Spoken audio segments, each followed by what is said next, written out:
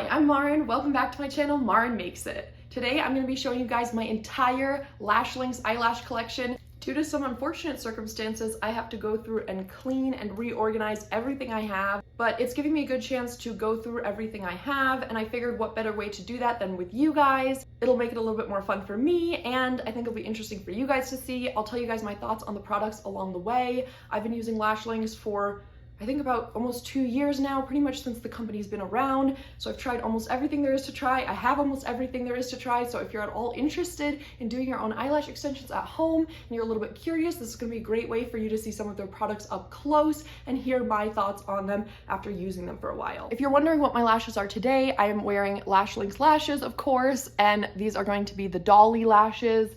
So I'll give you guys a little look at what those look like up close. They're one of their pre-mapped styles. It's their newest pre-mapped style, but we'll be talking all about that a little bit later on in the video. I am an affiliate for LASHLINX, so if you use the code Maren10 and then the link down below, which I'll also put in the video description, you can get 10% off your entire order from LASHLINX. I do want to add to that though that I have been using LASHLINX for a lot longer than I've been an affiliate for them. I've made videos about them for a lot longer than I've been an affiliate for them. I really do like this product, and to prove it, I'm going to show you guys my email of the earliest orders that I placed to LASHLINX, which is long before I ever made a video about them. So let's start with tools. So these are the LASHLINX scissors. So these are what you use to cut your lash ribbon up into smaller pieces so that you can actually apply it to your eyes. I apparently have 3 of the scissors, so if that doesn't speak to the fact that I think that they're good, I don't know what else does. I think what happened is I had one and then I thought, oh, I'll have a spare pair. And then I honestly, they're so sharp, I thought I wanted to use them for sewing or other things as well in my life.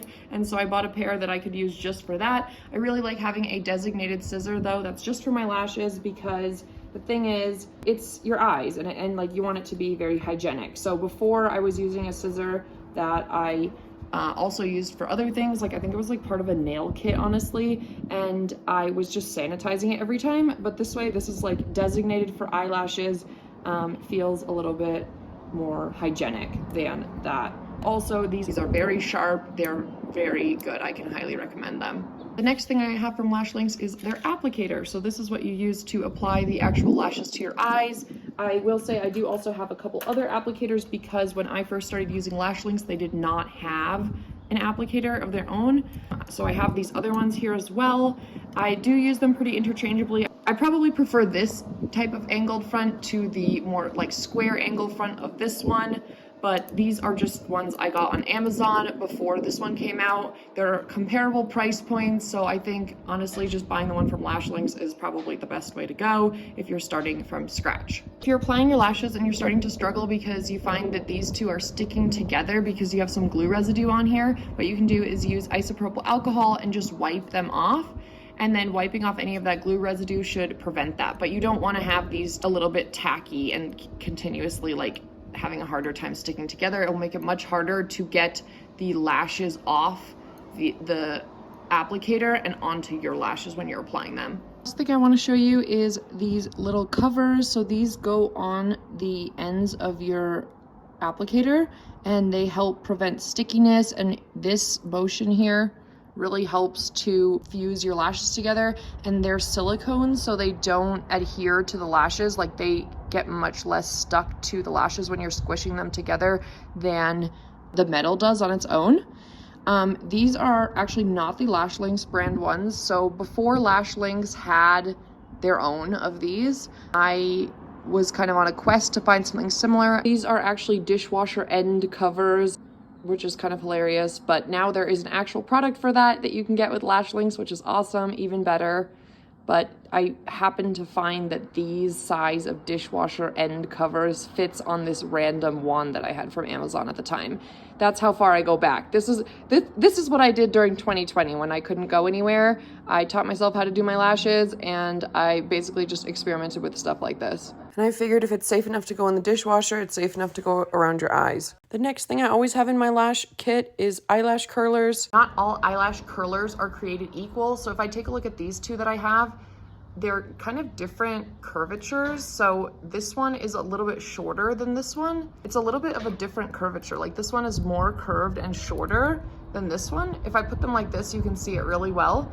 And for my eye shape, this one is really tough. So I will always use this one if I can find it. This is gonna be from Japanesque. I will link it in the comments down below. And this one is gonna be from Tweezerman, which, I mean, Tweezerman is a great brand. I have other things from them that I really like, but their eyelash curler, this front metal part, is just not the right shape for my eye. And it makes it really awkward because I can't just get my eye in there properly. So definitely if you're somebody who's like, I don't curl my eyelashes or I don't do that, definitely experiment to see what works for you. I will link to both of these in the description box if you guys are interested in either of these. Both of these are very high quality. I've had them for years and I can highly recommend them. It's just really a question of like, what does your eyelash line look like? Here is my silicone lash pad. So this is really useful while you're doing your lashes. You basically just place them on there so that they don't just accidentally blow away while you're doing your lashes. So that is what I have right in here. So now I want to talk about a little bit about the other products I have. We just talked about the lash pad. Now we're going to talk about some of the sealants and glues that LASHLINX makes. So the original glue they had was the black glue. This is the glue that you apply to the base of your natural lashes. Over time it gets a little bit stringier like this, but it actually can make it easier to apply it when it's fresh and brand new. Just like mascara, it almost works less good. Like I feel like mascara needs to get a little bit clumpy before it works well.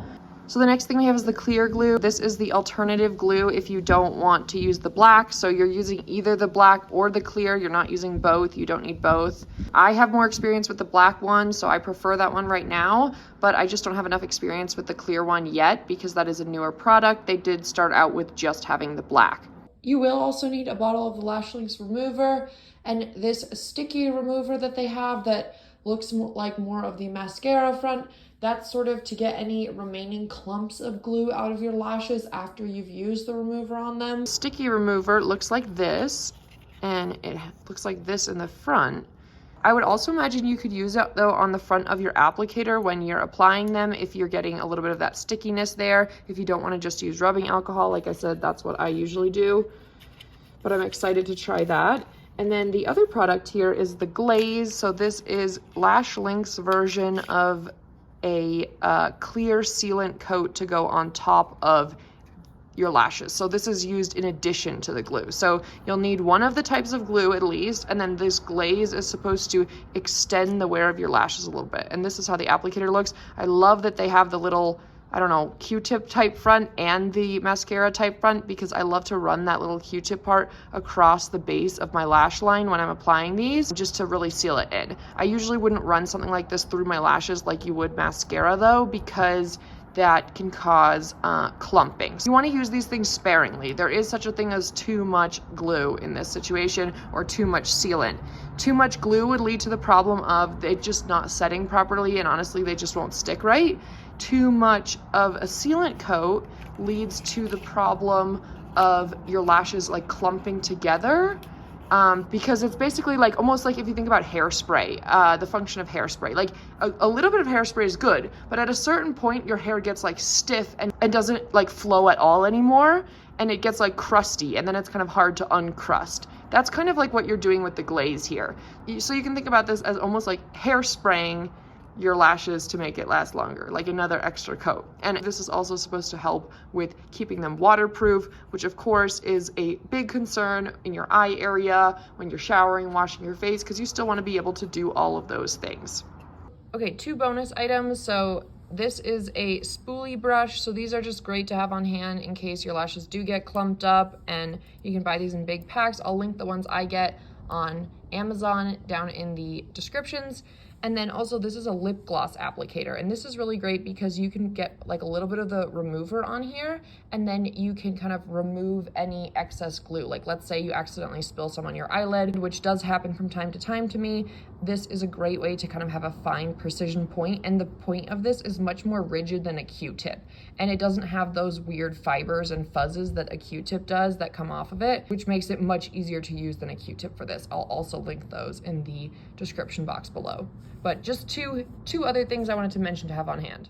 Is all of the tools and all of the adhesives that I have from LASHLINX. I think I'm going to split it right here and then do a part 2 video of all the actual lashes that I currently own, just because this is already getting kind of long. If you guys want to see that video, make sure to subscribe to the channel and hit the bell button so you're notified when I post that. Anyways, I just want to thank you guys so much for watching. I hope you enjoyed part 1 of my LASHLINX collection video, and I'll see you soon.